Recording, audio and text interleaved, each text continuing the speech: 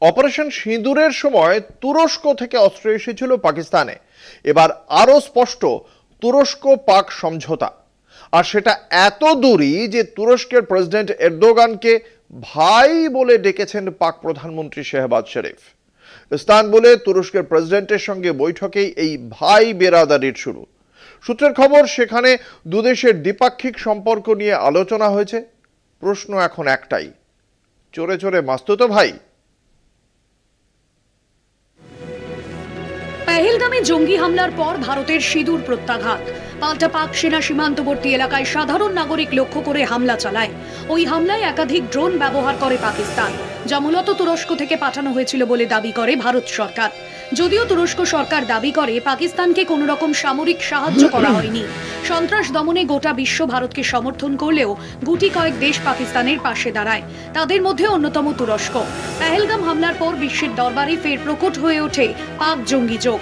এই আবহে ভয়ে পাকিস্তান ফের শরণাপন্ন বন্ধু দেশ তুরস্কের। বন্ধুত্ব টিকিয়ে রাখতে মরিয়া পাক প্রধানমন্ত্রী শাহবাজ শরীফ। তুরস্ক সফরে গিয়ে ইস্তাম্বুলে বৈঠক করলেন পাক প্রধানমন্ত্রী শাহবাজ শরীফ। এক্স স্যান্ডেলে তুরস্কের প্রেসিডেন্ট রিচেপ তাইয়েব এরদোগানকে প্রিয় ভাই বলে সম্বোধন করেন শাহবাজ। এক্স স্যান্ডেলে পাক প্রধানমন্ত্রী শাহবাজ শরীফ লেখেন, ইস্তাম্বুলে আমার প্রিয় ভাই রিচেপ তাইয়েব এরদোগানের সঙ্গে বৈঠক হলো। ভারত পাক সাম্প্রতিক সংঘর্ষের মধ্যে পাকিস্তানের প্রতি ওর দৃঢ় সমর্থন ছিল, তার জন্য ওকে ধন্যবাদ জানিয়েছি। পাকিস্তানিদের তরফে তুরস্কের ভাই বোনেদের শুভেচ্ছা জানিয়েছি। পাক তুরস্ক বন্ধুত্ব দীর্ঘজীবী হোক। অন্যদিকে তুরস্কের প্রেসিডেন্টের দফতরের তরফে এক বিবৃতি দিয়ে জানানো হয়েছে, বৈঠকের লক্ষ্য ছিল দুই দেশের মধ্যে সম্পর্ক জোরদার করা।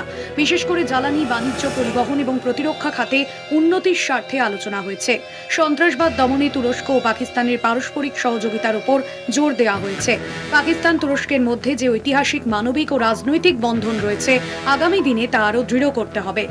2023 সালে ভূমিকম্পে বিধ্বস্ত তুরস্কের দিকে বন্ধুত্বের হাত বাড়িয়ে দিয়েছিল ভারত, আর সেই তুরস্কই এখন ভারতের বিরুদ্ধে লড়াইয়ে পাকিস্তানের পাশে দাঁড়িয়েছে।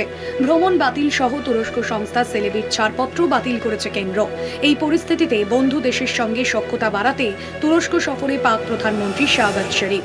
এরপর ইরান, আজারবাইজান, তাজিকিস্তানেও তিনি যাবেন বলে সূত্রের খবর।